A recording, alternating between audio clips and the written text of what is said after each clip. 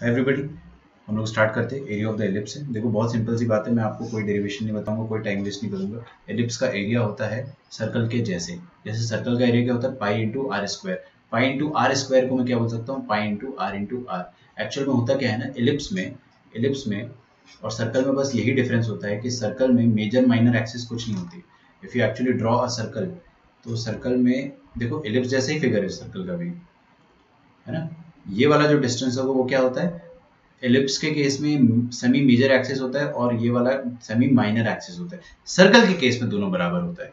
यहाँ पर एलिप्स के केस में ए बी के बराबर होता है, सर्कल में दोनों की दोनों रेडियस के बराबर होते हैं। तो वही चीज से आप आइडिया लगा लीजिए, एलिप्स का जो एरिया आ जाएगा पाई इंटू ए बी आता है। इसका प्रूफ मैं आपको देना नहीं चाहता हूँ क्योंकि इसके लिए अपने को इंटीग्रेशन यूज करना पड़ेगा, बट आपको सीधे सीधे आपका सॉल्यूशन मैंने चेक किया था तेजस सैटरडे को, आपने भेजा था, मैंने देखा था। विवेक आपके नोट्स चेक कर लिए थे मैंने, है ना। रिप्लाई नहीं कर पाया था बट आपके नोट्स सारे देख लिए मैंने। एक पैराबोला के नोट्स में सब कुछ सही है, कोई दिक्कत नहीं है, लेकिन वो टेंजेंट नॉर्मल जो आपने लिखा उसको रटना मत, ठीक है ना। मैंने आपको तरीका तो बताया। खैर, एलिप्स का एरिया क्या होता है, पाई ए बी, खत्म, एंड ऑफ द स्टोरी। इसके आगे अपन कुछ भी नहीं देखेंगे, ठीक है, कोई प्रूफ भी नहीं देखेंगे। तो आप डायरेक्टली बस लिखिए एक line, area of an ellipse. अभी एलिप्स कौन सा है वो भी डिपेंड करता है। एरिया ऑफ एन एलिप्स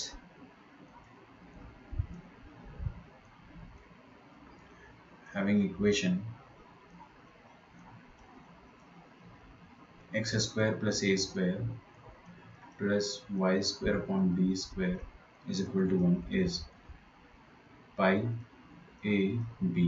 ये एरिया होता है, ठीक है। इसका प्रूफ जो है वो प्रॉपर तरीके से अपन इंटीग्रेशन से करते हैं, बट अपन वो नहीं करेंगे। नहीं, आंसर √5 आया था वो डीपीपी का लास्ट वाले का, अमर, है ना। √5 आएगा answer, √5।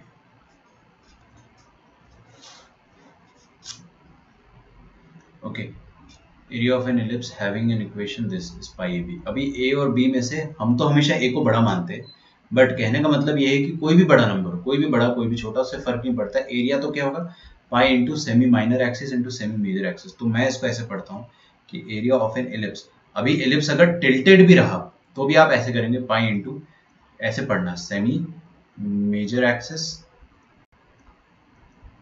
Into semi minor axis, ठीक है। ऐसे करना, क्योंकि क्या होगा ना, ऊपर वाला जो क्वेश्चन दिया था मैंने आपको, उसमें मैं आपसे ये भी पूछ सकता था कि ये वाला एलिप्स का एरिया क्या है, ठीक है ना। कौन सा क्वेश्चन की बात कर रहा हूँ आप सब समझ गए। अगर मैं ये वाला क्वेश्चन दे देता आपको, ये वाला, इस पे अगर मैं आपसे यही पूछ लेता कि बताओ भाई इस एलिप्स का एरिया क्या है, तो आपको कुछ नहीं करना है, आपको ए और बी, सेमी मेजर और सेमी माइनर एक्सिस बस निकालना है, उसके बाद एरिया आ जाता है, ठीक है।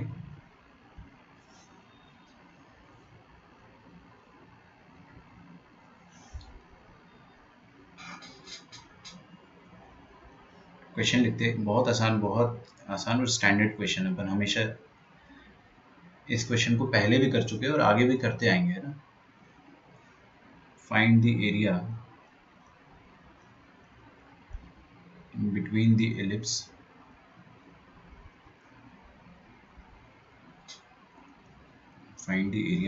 ellipse x square by a square plus y square by b square is equal to 1 and lines की इक्वेशन देखना क्या है, x upon a plus y upon b is equal to 1, यहाँ पे लेकिन मॉडुलस,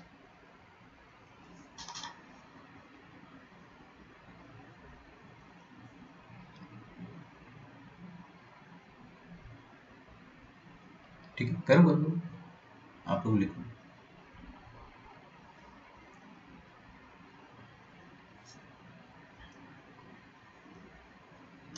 एक मिनट, एसेंट्रिसिटी इसका क्या आता है, आप बोल रहे 2 आंसर है इसके।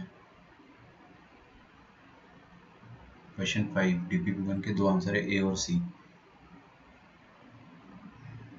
हो सकता है क्योंकि ए और सी का वैल्यू सेम तो नहीं है यार ब्रो। साइन 120 पॉजिटिव है, कॉस 330 भी पॉजिटिव है। Okay, you are right.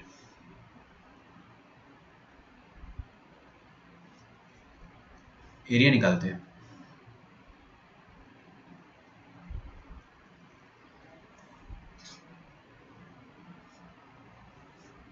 Find area between the ellipse this and the line.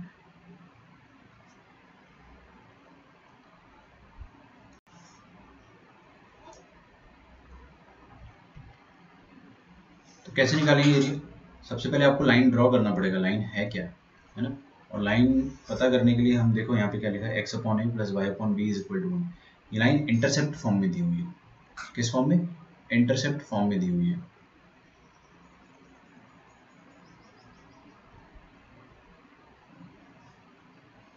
तो लाइन को ड्रॉ कर लेते हैं।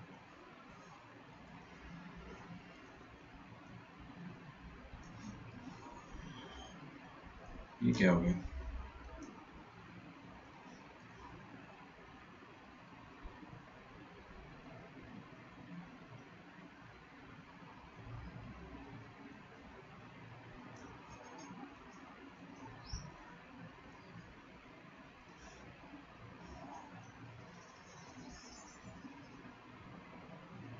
ठीक है, this is the ellipse.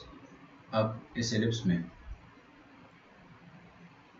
4 line बनानी है अपने को। अब चारों लाइन कैसे बनाएंगे वो देखना। पहली लाइन होगी आपकी x upon A plus Y upon B is equal to 1। ये कब होगा? ये तब होगा जब x और y दोनों की दोनों पॉजिटिव है। सोचो ना, पॉजिटिव होंगे, मॉड एज इट इज खुल जाएगा। अच्छा, x और y दोनों पॉजिटिव कब होते हैं? x और y दोनों पॉजिटिव कब होते हैं?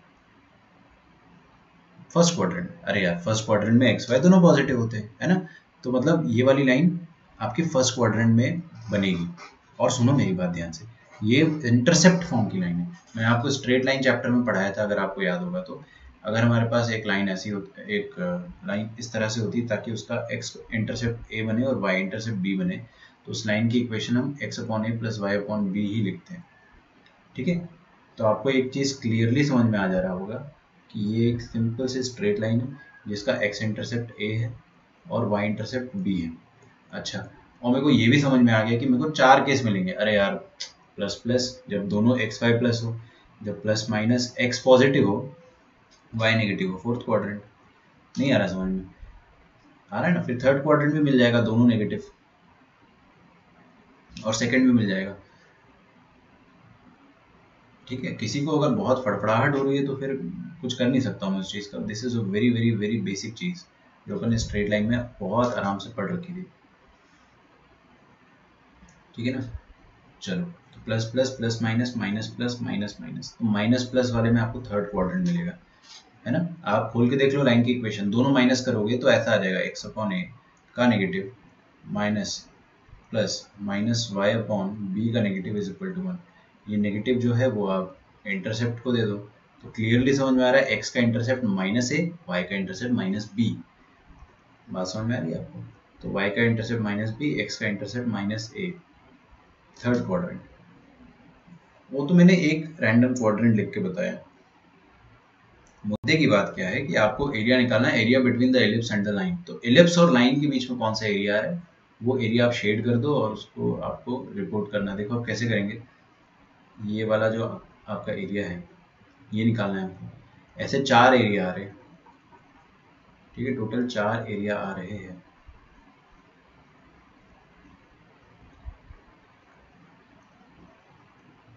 इन 4 एरिया में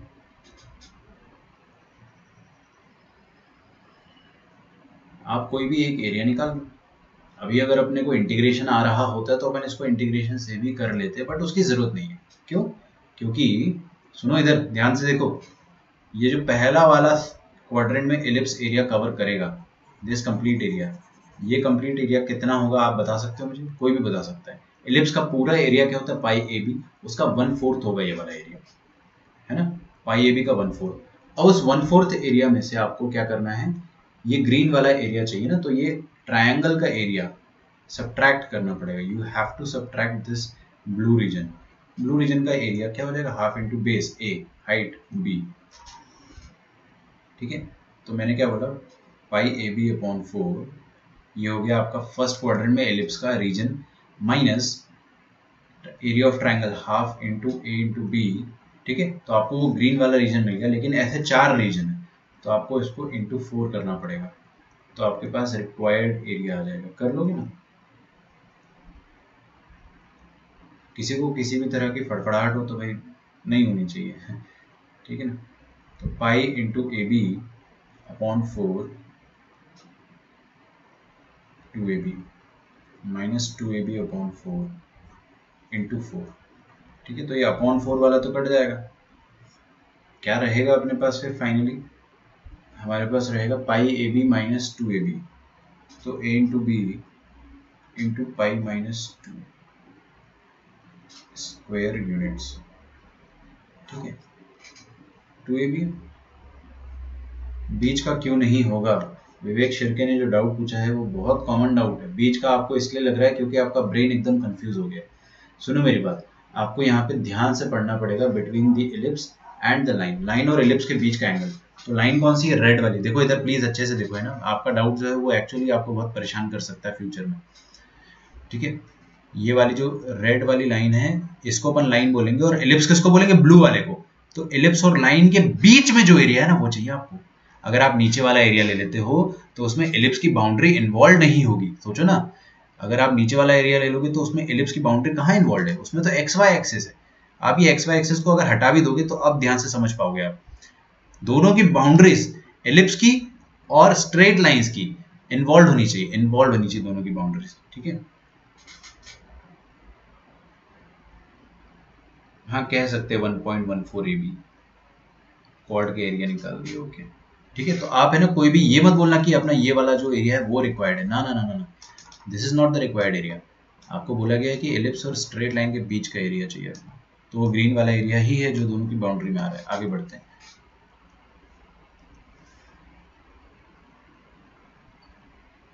लिखिए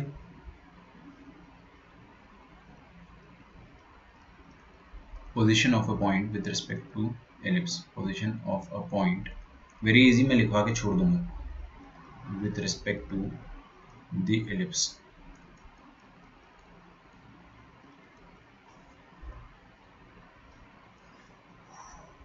ये तो मैं क्या पढ़ाऊंगा आपको, आप पढ़ा दोगे मुझे, है ना, क्योंकि आप सबको आता है अभी। पॉइंट एलिप्स के अंदर लाई करता है या एलिप्स के बाहर लाई करता है या ऑन द एलिप्स लाई करता है, how do we identify that? S1, ठीक है। ये पैराबोला, एलिप्स, हाइपरबोला सबके लिए, सर्कल के लिए तो ऑब्वियसली है ही बिकॉज वहीं से निकल के आया है।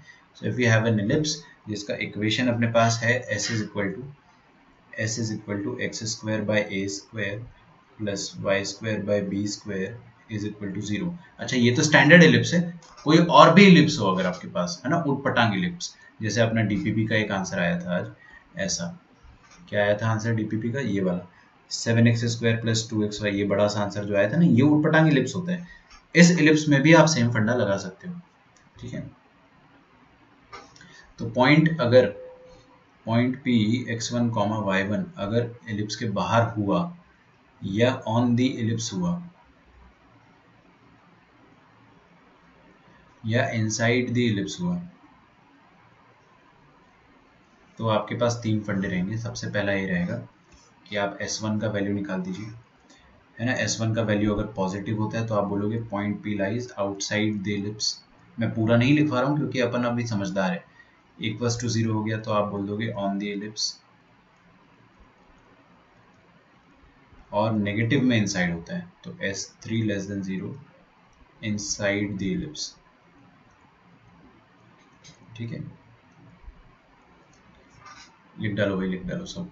बहुत आसान चीज़ है, मैं आपको प्रॉमिस कर रहा हूँ एलिप्स चैप्टर बहुत आसान है, पैराबोला से लाख गुना ज़्यादा आसान है। पैराबोला में मैंने आपको कोई प्रॉमिस नहीं किया था, मैंने आपको बताया था बहुत मेहनत करनी पड़ेगी, इसलिए मैंने आपको सिंगेज भी सॉल्व करवाया था। मेरे को पता है ना भाई, सिंगेज जो सॉल्व करेगा उसकी जीन्स में घुस पाएगा पैराबोला चैप्टर, ठीक है। अभी हम धीरे धीरे और भी क्वेश्चन सॉल्व करेंगे उसके। आगे बढ़ते हैं, लिखो important property of focal cord, important property of focal cord.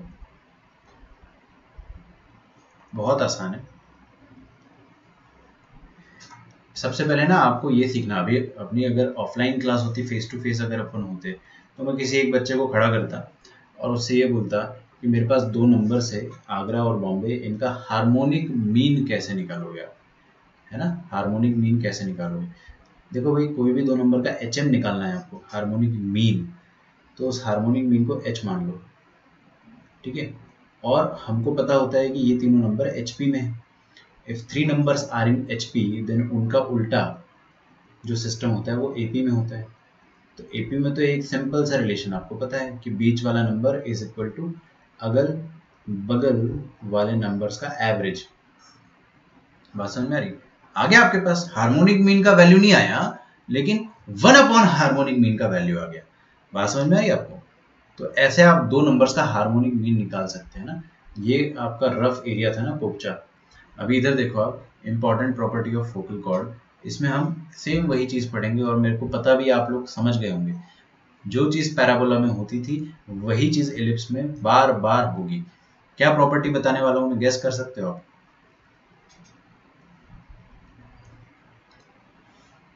अच्छा रुक जाओ, मैं क्या सोच रहा था, एलिप्स कॉपी कर लूँ वहां से, लेकिन अभी यहाँ पर एक ऐसा एलिप्स बनाऊंगा जो मैं बार बार कॉपी कर लिया करूँगा।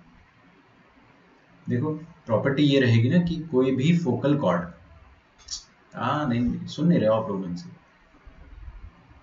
मेरे को पता होता है ना कि कब आप सुन रहे हो कब नहीं सुन रहे हो, और nonsense.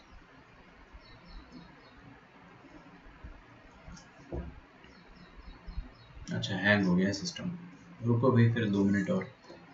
Draw an ellipse, parabola में क्या होता था, जो बच्चा ध्यान से सुनेगा, मतलब अच्छा बच्चा ही समझ पाएगा। अभी मैं लिख नहीं पा रहा हूँ ना, सिस्टम मेरा हैंग हो गया, तो मैं ये बोलना चाह रहा हूँ आपको कि चलो सिस्टम हैंग नहीं हुआ। जो फोकल कॉर्ड होता था, इमेजिन करो फोकल कॉर्ड एक ऐसा कॉर्ड जो फोकस से पास कर रहा है ना। अच्छा बहुत बढ़िया।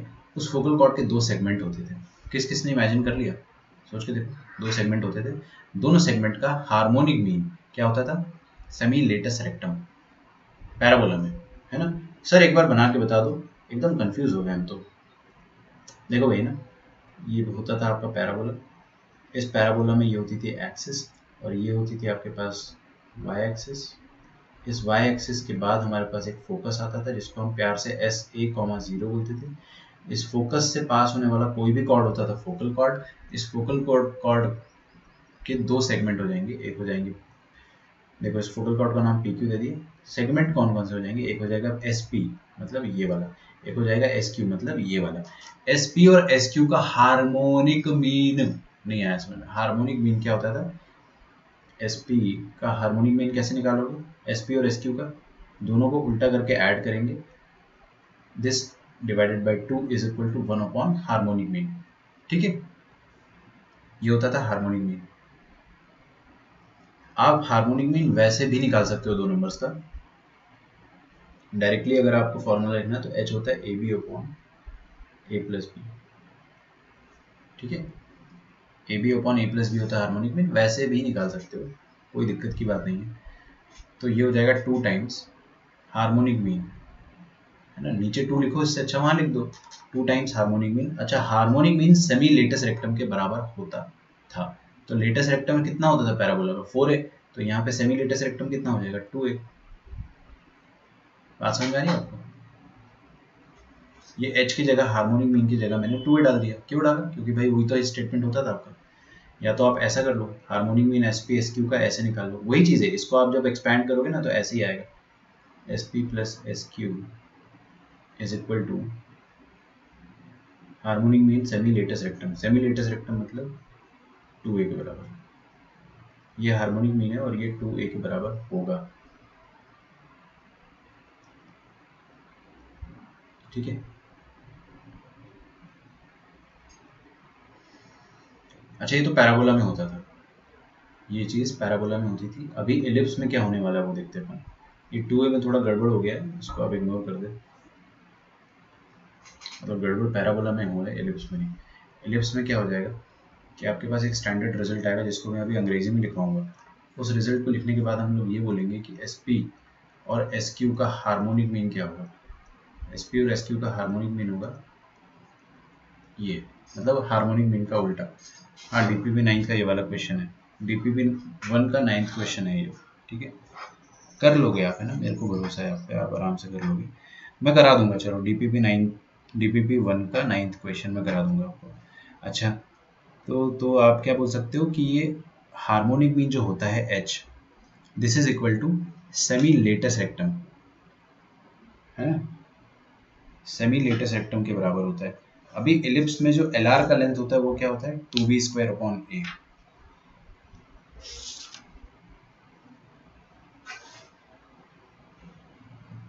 ठीक है, तो 2b² a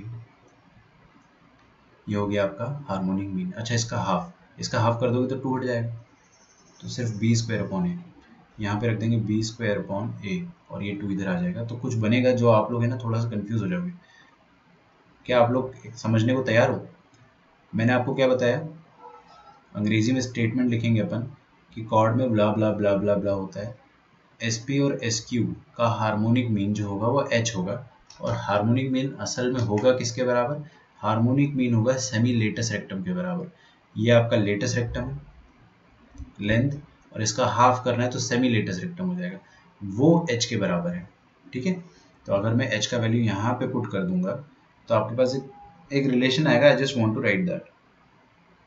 ठीक है, H का वैल्यू यहाँ पे पुट कर दोगे तो न्यूमरेटर नीचे आ जाएगा और डिनोमिनेटर उल्टा आ जाएगा ऊपर, और ये 2 उचक के इधर आएगा तो 2a² आ जाएगा। ठीक है, ये होता है standard result in an ellipse. चलो वहाँ लिख देता हूँ। अभी अपन एक बार इसको अंग्रेजी में लिखते हैं, आपको उसके बाद पूरी तरह से अच्छे से समझ में आ जाएगा। ठीक है,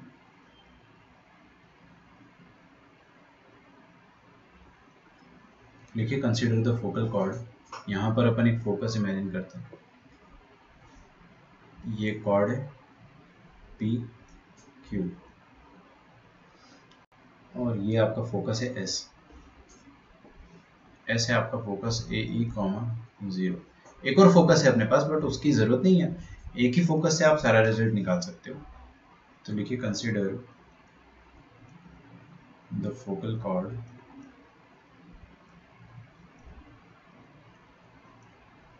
PQ इन एन एलिप्स। कोई भी एलिप्स में ये बात कर सकते हो आप, इन एन एलिप्स। अभी सुनना ध्यान से आप, है ना, the harmonic mean of the segments. Segments कौन कौन से, एक सेगमेंट आपका ये वाला हो गया PS, सेगमेंट SP, एंड दूसरा सेगमेंट जिसको मैंने शेड नहीं करा है SP and SQ is semi latus rectum, semi latus rectum always, हमेशा ऐसा होगा। The harmonic mean of the segments SP and SQ is the semi-latus rectum.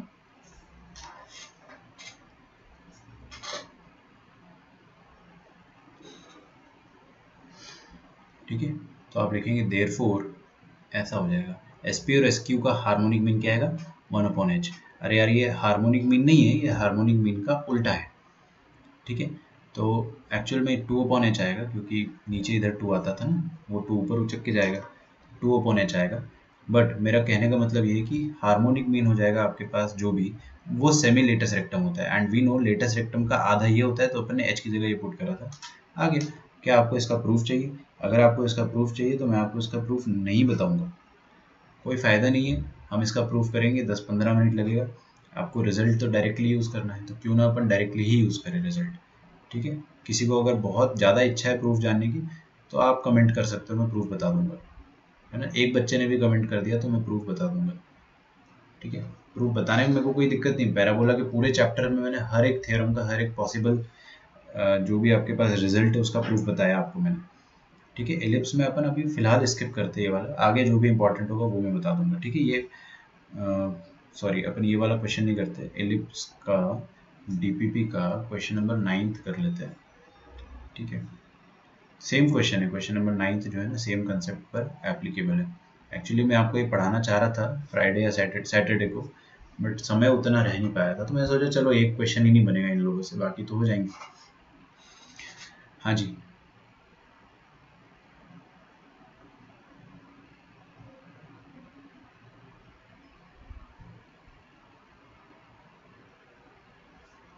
लिखिए question number 9। If S and S dash are two foci of the ellipse this, बहुत अच्छा सा प्यारा सा standard सा इलिप्स है। And P S Q is a focal chord such that S P is equal to 16। अरे यार क्या बकवास है सर। हाँ? देखो मैं तो कभी भी रटता नहीं हूँ, क्योंकि मैं आपको है ना 100% लिख के साइन करके गारंटी दे दूंगा कि अगर आप ऐसे याद करोगे भूल जाओगे। मैं तो हमेशा ऐसे याद रखता हूँ कि एस पी एस क्यू का हार्मोनिक मीन जो होगा वो सेमी लेटेस्ट रेक्टम होगा, बस वर्ड्स में याद रख लिया, आप उसको हल्की हल लिख सकते हो। ठीक है, थोड़ा मुश्किल लगेगा सुनने में, इतना आसान होता है तो हर कोई नहीं निकाल लेता एग्जाम, थोड़ा मुश्किल लगेगा बट अपने को मैनेज करना पड़ेगा ना। देखो सागर आपका कमेंट ही नहीं दिखाई दे रहा है, एकदम ब्लैंक आ रहा है उसमें, आई डोंट नो क्यों हो रहा है ऐसा। अच्छा, ये एलिप्स को स्टैंडर्ड वाली शक्ल देनी है सबसे पहले। ये स्टैंडर्ड एलिप्स जैसा है, स्टैंडर्ड एलिप्स ही है बेसिकली, बट आपको इसकी शक्ल देनी है। शक्ल कैसे देंगे, हम क्या करेंगे, 400 से डिवाइड कर देंगे दोनों तरफ। 400 से डिवाइड कर दोगे दोनों तरफ तो आपके सामने आ जाएगा 16x² upon 400 plus 25y² upon 400 is equal to 1। आया समझ में? अच्छा, काटा पीटी मचा दें। 16 एकम 16 और क्या बचेगा आपके पास 6 4, सॉरी वो तो वैसे भी नहीं जाएगा, रुक जाओ, इतना खूबसूरत नंबर नहीं आएगा जितना मैं सोच रहा था। 25 को काट सकता हूँ मैं तुरंत, 25 एकम 25, 25 छक्के 150, तो आपके पास यहाँ आ जाएगा y² upon 16 is equal to 1, और यहाँ पर क्या आ जाएगा x² अपॉन 16 एकम 16, 16 दूनी 32, क्या कर रहे थे तुम लोग? 16 दूनी 32, 80, 16 पंचे 80, तो 25। हाँ भाई, लॉन्ग स्टोरी शॉर्ट, एलिप्स की इक्वेशन आपको डायरेक्टली ऐसे दे दिया था, इस बार इस तरह से नहीं दिया था, आपको बनाना पड़ेगा स्टैंडर्ड इक्वेशन को। ठीक है, अब अगर आपका एलिप्स ये है, दिस इज द एलिप्स, तो मेरे को क्लियरली पता है कि बड़ा नंबर ए फॉर एप्पल मानता हूँ। बुक वाले कुछ भी करते हो, मॉड्यूल वाले कुछ भी करते हो, ठीक है, दुनिया वाले कुछ भी करते हो, हम लोग पर्टिकुलरली दिस क्लास, हम लोग ए को हमेशा बड़ा नंबर मानेंगे, बहुत ज़्यादा आराम मिलेगा। तो ए क्या हो जाएगा आपका 25 या 5, जो एकदम रिटार्डेड होते हैं वो 25 लिख देते हैं, दिमाग वाले लोग 5 लिखेंगे, और यहाँ पे भी 16 मत लिख देना, बी का वैल्यू 4 आएगा, वो b² होता है यार, है ना। अच्छा ठीक है, क्या मैं एलिप्स ड्रॉ कर दूँ अभी? एलिप्स को अगर मैं ड्रॉ करता हूँ,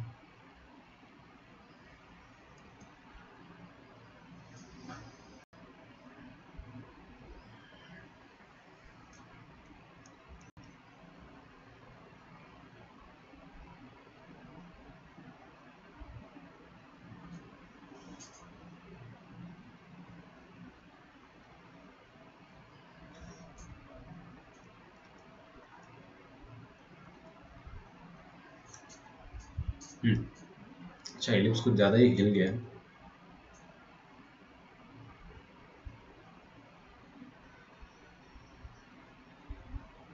रुक जाओ जरा, रुक जाओ। अच्छा मिटा दो यार इसको। हाँ यार ठीक है, देखो भाई ये हो गया एस पी और ये हो गया एस क्यू। आपको क्या बोला है कि F S and S dash are the foci of the ellipse, तो एक और फोकस अपने पास S dash, and P S Q is a focal chord such that S P is equal to 16, P S अगर 16 के बराबर है,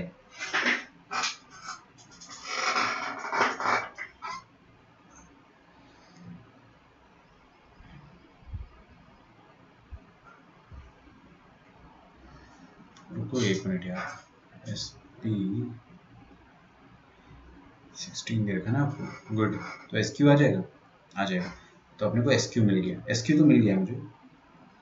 S Q dash कैसे मिलेगा वो अपन बाद में देखेंगे, ठीक है, थोड़ी देर बाद देख लेंगे, बहुत आसान है एस क्यू डैश, मेरे ख्याल से बच्चों को समझ में आ भी गया होगा। तो मेरे को ये पता है कि ये वाले जो दोनों सेगमेंट होते हैं कौन से, रेड और ग्रीन वाले, ये रेड वाला और ये ग्रीन वाला जो भी सेगमेंट होता है, इनमें एक खास बात होती है।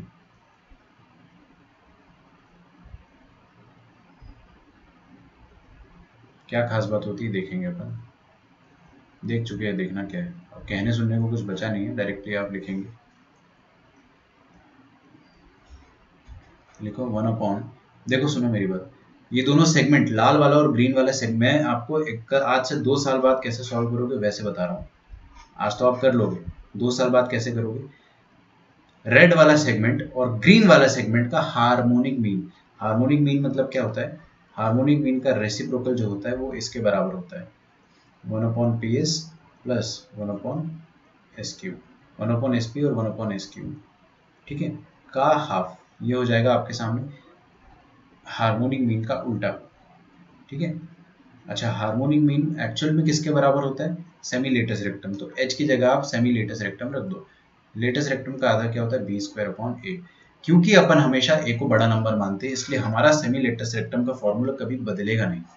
आप कोई भी किताब उठा लो वहाँ पे सेमी लेटस रेक्टम का फॉर्मूला वो लोग बदल देते हैं इलिप्स टू इलिप्स, बट अपना कभी नहीं चेंज होगा, ठीक है। ए बड़ा हो छोटा हो, मतलब जो भी बड़ा नंबर है छोटा नंबर है अपन उसके हिसाब से ए भी मानेंगे। तो रखो ए की जगह 5, बी की जगह 16 और 1/SP 1/SQ, SQ आपको गिवन है, माफ करना, SP गिवन है 16 और ये 2 इधर आ जाएगा उचक के, तो ये आ जाएगा 2/8 5/8, अरे ऐसे ही रहना, एलसीएम लेना पड़ेगा वैसे भी, तो 10/16 और 1/16 हो जाएगा 9/16, ये हो जाएगा आपके सामने 1/SQ। तो SQ का वैल्यू कितना हो जाएगा, SQ का वैल्यू हो जाएगा 16/9। कोई मुझे बताना चाहेगा कि मैं S' कैसे निकालूंगा, S', S' का मतलब हो जाएगा ये वाली लाइन आपके सामने जो है ग्रीन वाली, ग्रीन चलो ये वाली लिख दो। S' अगर मुझे निकालना है तो कैसे निकालेंगे, बहुत आसान है, मैंने आपको कल ही बताया था, ये भी फोकल रेडियस सेम पॉइंट से और ये भी फोकल रेडियस सेम पॉइंट से, याद करो कल अपन ने देखा था दोनों फोकल रेडियस का सम किसके बराबर होता है 2a, है ना, एक पॉइंट का डिस्टेंस फोकस 1 से और फोकस 2 से जो भी होता है उसका सम वो 2a के बराबर होता है। तो आप क्या लिख सकते हैं QS प्लस QS' लिख दूं यहाँ पे मैं, लिखो also, very nice, also QS and QS'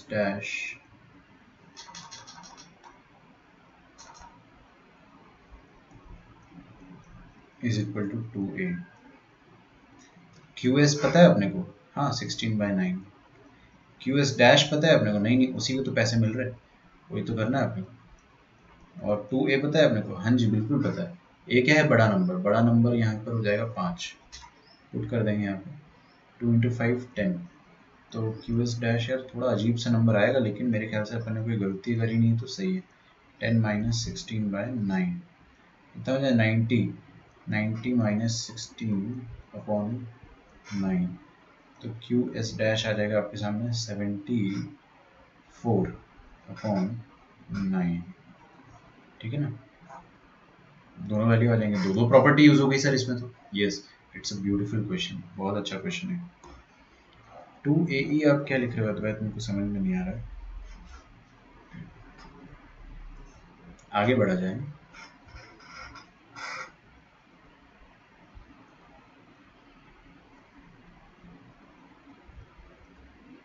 equation of chord with middle point,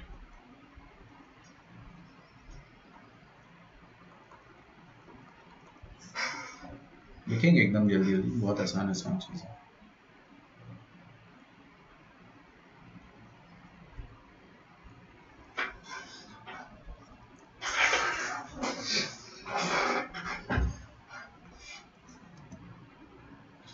ठीक है, हमारे पास एक कॉर्ड है और वो कॉर्ड का हमारे पास मिडिल पॉइंट है, ठीक है, सो let us say that we have a chord like this और इसका हमारे पास एक मिडिल पॉइंट है। मिडिल पॉइंट क्या है, ये, अब देखो दिखने को तो आपको मिडिल पॉइंट एक्स एक्सिस पर दिखाई दे सकता है, बट क्योंकि मैं चाहता हूँ कि आपको थोड़ा रियलिस्टिक फील हो, इस वजह से हम लोग क्या करेंगे, कॉर्ड को थोड़ा डिफरेंटली बना देंगे, थोड़ा सा अलग बना देता हूँ।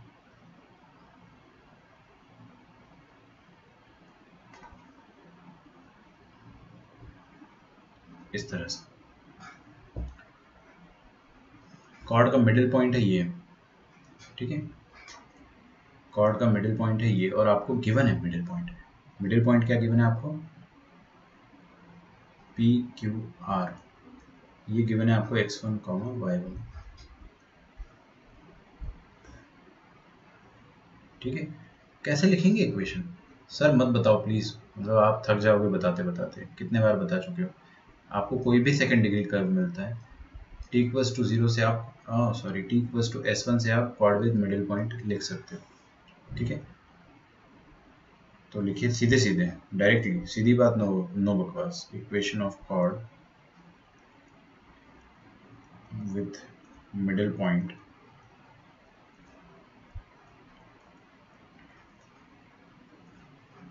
कैन बी रिटन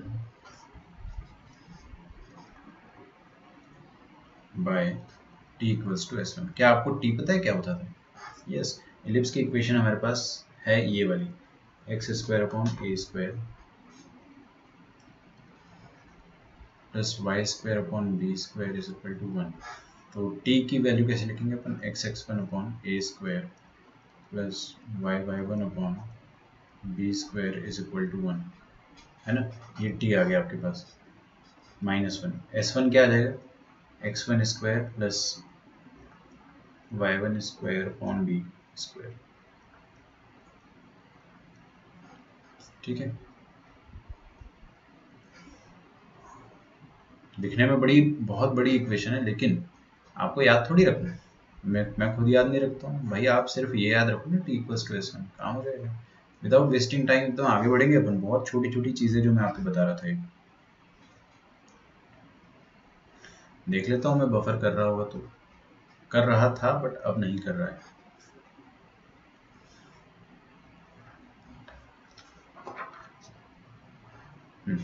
लिखिए अगला टॉपिक।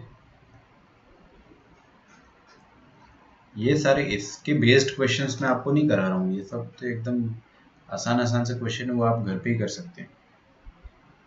लिखिए auxiliary circle, auxiliary circle and parametric form of ellipse.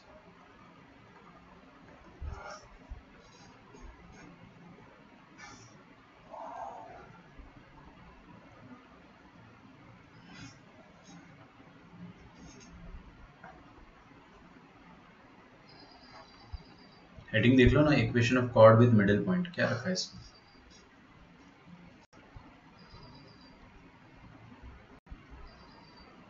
Okay, तो ये वाला क्वेश्चन जो है 9th क्वेश्चन DPP1 का है।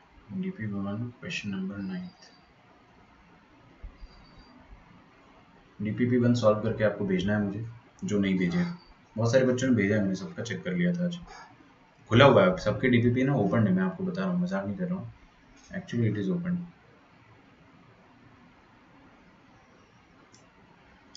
चलो लिख लिया आप लोगों ने हेडिंग? मैं आपको अभी तक बहुत धीरे धीरे पढ़ा रहा था क्योंकि चीज़ें बहुत आसान थी। धीरे धीरे मतलब बहुत आराम से, सॉफ्ट बोल बोल के पढ़ा रहा था मैं। अब मैं आपको बहुत आराम से नहीं पढ़ाने वाला हूँ, ध्यान से सुनना पड़ेगा आपको। अगर मेरे पास एक इलिप्स की इक्वेशन है इस तरह से, लिखना छोड़ दो एकदम, x square upon A square plus y square upon B square is equal to 1, जिसमें ए और बी में ऐसा रिलेशन है। मान लेते हैं ए और बी में ए बड़ा है, हम तो हमेशा मानते हैं, लेकिन इस केस में भी मान लेते हैं कि ए और बी में ए बड़ा है। अच्छा, तो ऐसे केस में आपका एलिप्स का फोटो अगर आप बनाना चाहोगे तो वो कैसे बनेगा?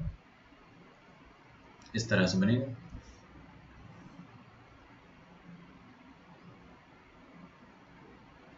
ठीक है। एलिप्स का फोटो ऐसे बन जाएगा। चलो बहुत बढ़िया है ना, काफी अच्छा लगा देख के एलिप्स। अब काम की बात, एलिप्स का जो पहला वर्टेक्स होगा वो क्या होगा? ए। दूसरा वर्टेक्स होगा वो क्या होगा? ए डैश, या A2 बोल देता हूं मैं, मेरे को ए डैश बोलना ज्यादा पसंद नहीं है, इसलिए मैं A1 A2 बोलता हूं।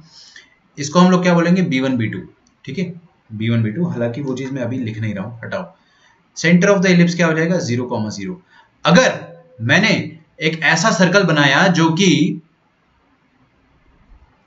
जो कि मेजर एक्सिस को डायमीटर मान के बनाया गया। मतलब ये मेजर एक्सिस कौन सी हो जाएगी, ये वाला आपका पहला वर्टेक्स हो जाएगा a,0 और जो दूसरा वर्टेक्स हो जाएगा -a,0। इस पूरे a1 a2 को, ये a1 a2 को अगर मैं ज्वाइन करता हूं तो मेरे सामने मेजर एक्सिस आती है। उस मेजर एक्सिस को डायमीटर मान के अगर मैंने कोई सर्कल बनाया, मेजर एक्सिस को डायमीटर मान के अगर मैंने कोई सर्कल बनाया,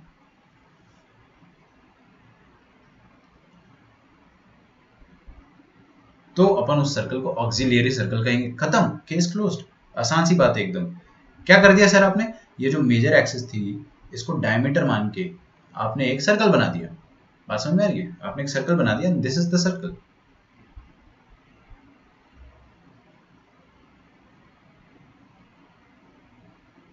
ये रहा आपका सर्कल। अब यार इस सर्कल की इक्वेशन आप लिख सकते हो क्या? क्या आप इस सर्कल की इक्वेशन लिख सकते हो? कोई भी लिख देगा, आपके घर के काम वाली बाई भी लिख देगी सर्कल की इक्वेशन। सच में लिख देगी, आपको मजाक लग रहा होगा, पूछना आप उससे, आराम से लिख देगी। क्योंकि इस सर्कल का सेंटर क्या है, 0,0 सेंटर ओरिजिन, और इसका रेडियस क्या है, ये वाला डिस्टेंस, और ये वाला डिस्टेंस a फॉर एप्पल के बराबर है। तो क्या मैं इस ऑक्सिलियरी सर्कल की इक्वेशन लिख सकता हूँ? बिल्कुल लिख सकता हूँ। तो हम लोग क्या करेंगे, सर्कल की इक्वेशन जो होगी वो हम लिख देंगे। चलो एक काम करते हैं, थोड़ा सा अपने को ज्ञान लिखना पड़ेगा पहले। तो ऑक्सिलियरी सर्कल क्या होता है, ऑक्सिलियरी सर्कल बहुत शॉर्ट में एकदम सिंपल से इंग्लिश में लिखेंगे अपन। सर्कल ड्रॉन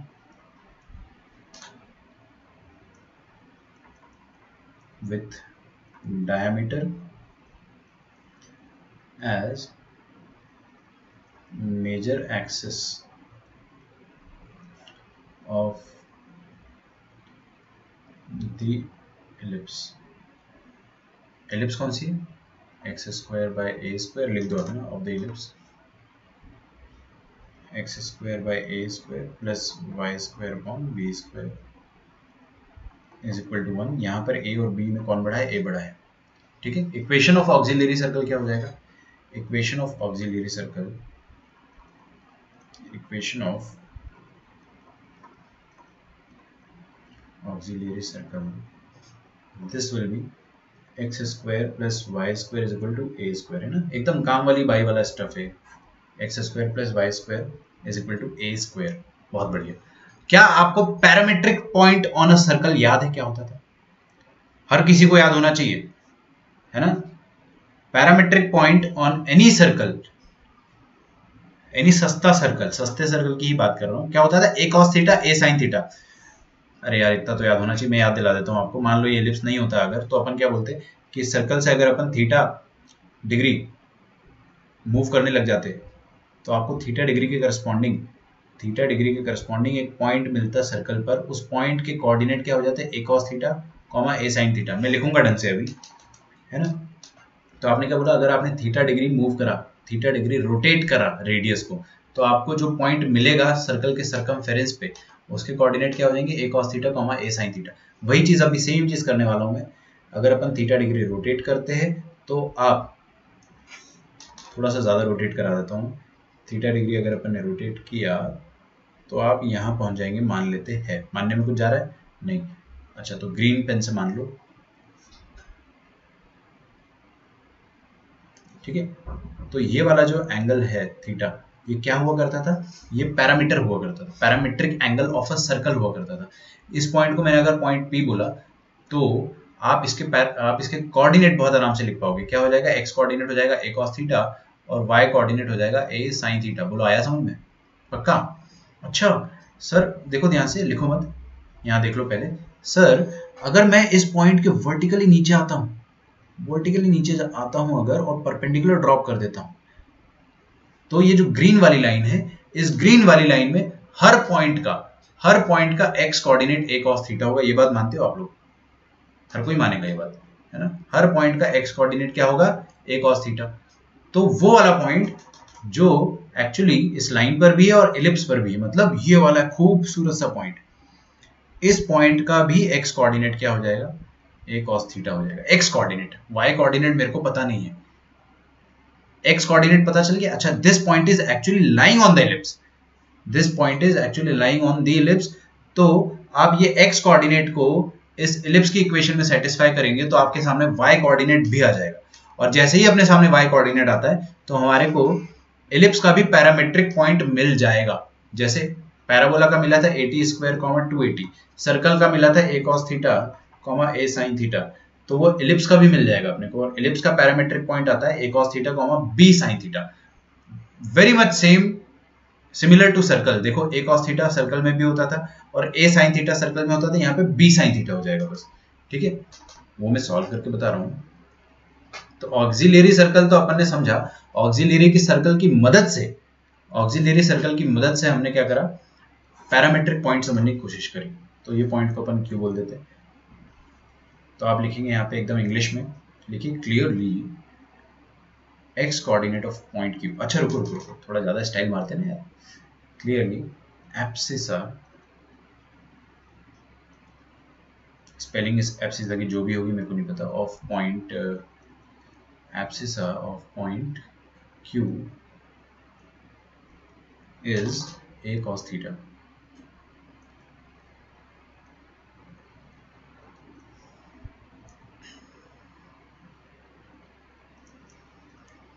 देखिए satisfy on the ellipse, satisfy on the ellipse to get क्या y कोऑर्डिनेट या ऑर्डिनेट, ऑर्डिनेट लिखेंगे ना यार अपन, थोड़ा ज्यादा स्टाइल मार लेते, क्या जा रहा है, टू गेट ऑर्डिनेट। तो अपन ने क्या करा, एलिप्स की इक्वेशन में x की जगह a cos थीटा रखा और y की जगह कुछ भी नहीं रखा क्योंकि निकालना है अपने को, तो y square upon b square is equal to 1, ठीक है।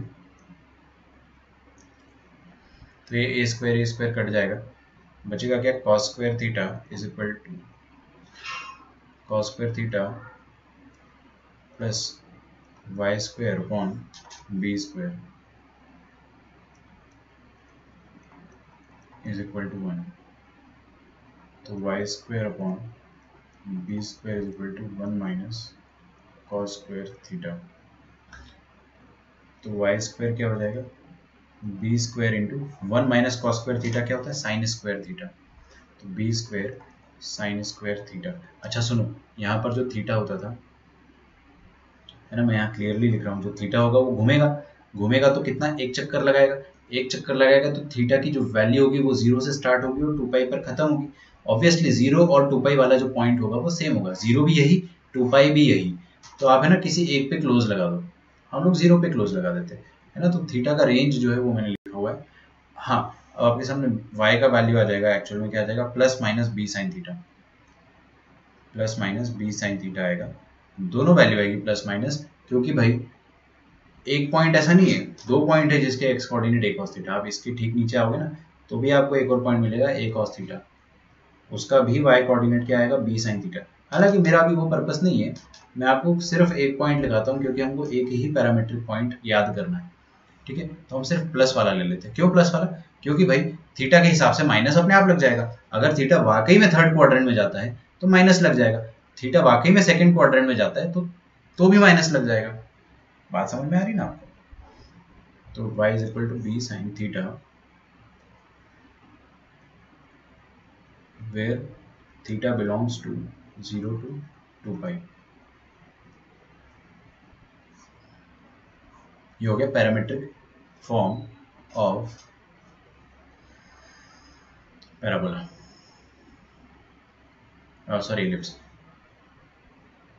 तो आप लिखेंगे इसके बाद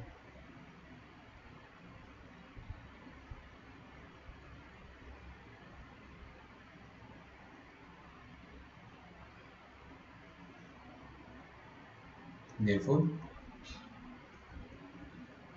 parametric form of the ellipse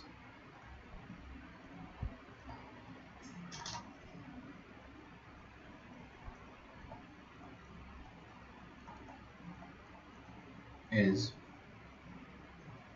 देखिए p a cos theta b sin theta. ध्यान रखना है ना, a cos theta a sin theta मत लिख देना फ्लो में, a cos theta b sin theta. यहाँ पे थीटा क्या है, थीटा का नाम होता है स्पेशल एसेंट्रिक एंगल, वही जो सर्कल में हुआ करता था, बट आप भूल गए होंगे। Where theta is eccentric angle and theta belongs to 0 to 2 pi। ठीक है, 3 बार लिखवा दिया मैंने यही वाली बात। तो आपको मैं एक चीज समझाऊं, अगर हमारे पास कोई छोटा सा एलिप्स है, ठीक है, एक बहुत छोटू सा एलिप्स बनाता हूँ आपके सामने, उसमें अगर आपको कोई पॉइंट चाहिए,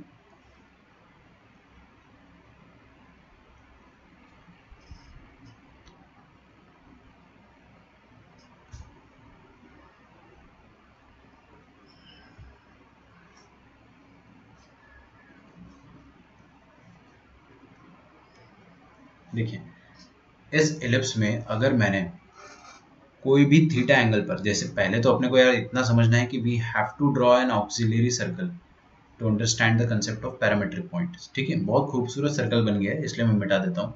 अभी क्या होता है ना कि आप थीटा एंगल ऊपर जाते हो, मान लो आप 30 डिग्री ऊपर गए, तो 30 डिग्री एसेंट्रिक एंगल पर एलिप्स पर क्या पॉइंट मिलेगा, वो मिलेगा, सुनो मेरी बात, 30 डिग्री पर आपको ये वाला पॉइंट मिलेगा। 30 डिग्री पर एक लाइन खींचेंगे अपन, और यहाँ पर जो पॉइंट मिलेगा that will be A cos 30 comma A sin 30। Sorry, देखो फ्लो में हो जाता है ना, इसलिए बता रहा हूँ मैं, गलतियाँ होती है।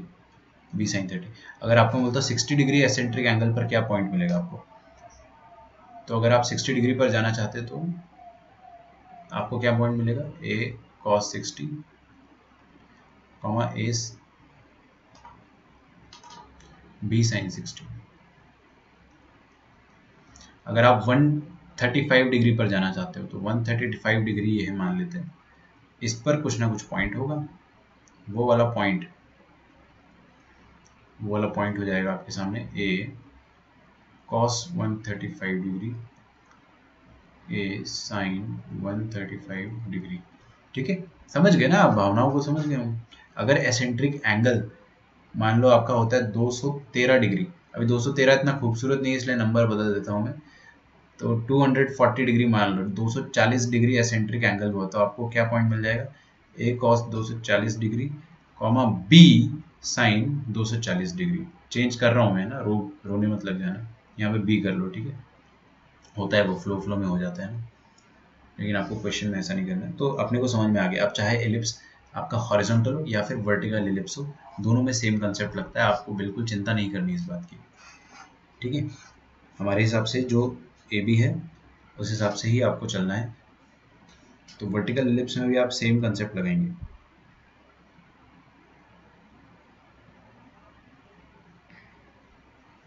आगे बढ़ते हैं। For an ellipse having equation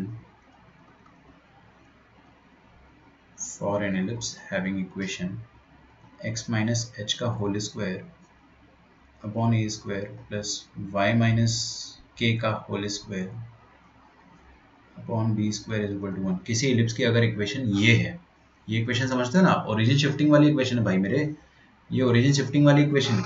तो ओरिजिन शिफ्टिंग वाली इक्वेशन को क्या आप ऐसे लिख सकते हो, can you write it like this, capital X square upon A square समझो plus capital Y square upon B square is equal to 1। ऐसा लिख सकते हो, बिल्कुल लिख सकते हो ना। अरे यार, इसका ओरिजिन जो है एच कॉमा के से अपन ने उठा के अब ओरिजिन पर ही रख दिया, या आप ऐसा सोच लो इसका ओरिजिन शिफ्ट हो गया है, इसका ओरिजिन 0 0 पर नहीं होते हुए एच कॉमा के पर हो गया।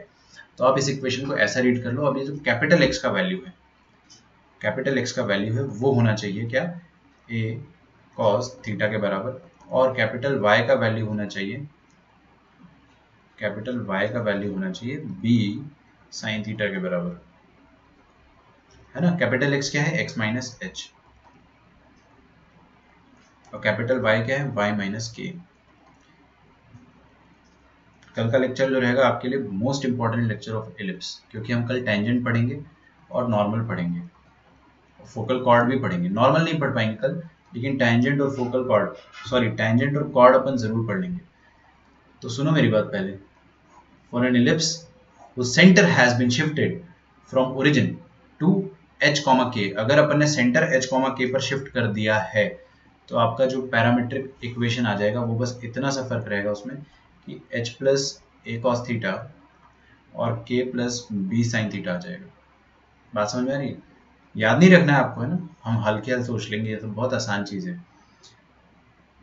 ठीक है, तो आपका होमवर्क जो रहेगा डीपीपी नंबर 2 रहेगी। DPP number 2 is quite easy, है ना। डीपीपी नंबर 2 आपको सॉल्व करना है, और जिन्होंने डीपीपी नंबर 1 सॉल्व नहीं करा है वो डीपीपी नंबर 1 सॉल्व कर लें। जितने भी बच्चे प्रेजेंट है क्लास में, आप लोग लेक्चर छोड़ते छोड़ते याद से प्रेजेंट लिख लेना, क्योंकि आपका अटेंडेंस जो है वो मैं तुरंत देता हूँ सर को, ठीक है। I hope we are done. DPP number 2 अच्छे से कर लो सॉल्व, और उसके बाद हम लोग कल टेंजेंट और नॉर्मल पढ़ेंगे, कॉर्ड और टेंजेंट पढ़ेंगे, ठीक है। ठीक है, then I will see you tomorrow. Bye everyone, thanks a lot. Present लिख देना एक बार जितने भी लोग प्रेजेंट हैं।